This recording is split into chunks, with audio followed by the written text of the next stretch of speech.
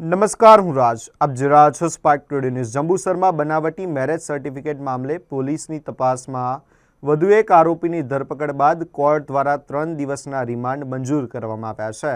આ કેસમાં ભરતભાઈ રૈજીભાઈ વણકર નામના આરોપીને પોલીસે જંબુસર કોર્ટમાં રજૂ કર્યો હતો. પોલીસે સમગ્ર મામલાની વધુ તપાસ માટે રિમાન્ડની માંગણી કરી હતી, જેને પગલે કોર્ટે આરોપીના 3 દિવસના રિમાન્ડ મંજૂર કર્યા છે. જંબુસરમાં હિન્દુ ડૉક્ટર યુવતીને એક મુસ્લિમ યુવક ભગાડી ગયો હોવાનો આક્ષેપ સાથે સામે આવેલી સમગ્ર ઘટનામાં બનાવટી મેરેજ સર્ટિફિકેટનો મુદ્દો પણ ચર્ચામાં આવ્યો હતો. હવે પોલીસ દ્વારા સમગ્ર મામલે વધુ તપાસ હાથ ધરવામાં આવી રહી છે. બનાવટી મેરેજ સર્ટિફિકેટ તૈયાર કરવા કે સમગ્ર ઘટનામાં અન્ય કોની સંડોવણી છે તે દિશામાં પણ પોલીસ તપાસ કરી રહી છે. આ કેસમાં પોલીસની તપાસ આગળ વધતા આગામી દિવસોમાં વધુ વિગતો સામે આવી શકે છે.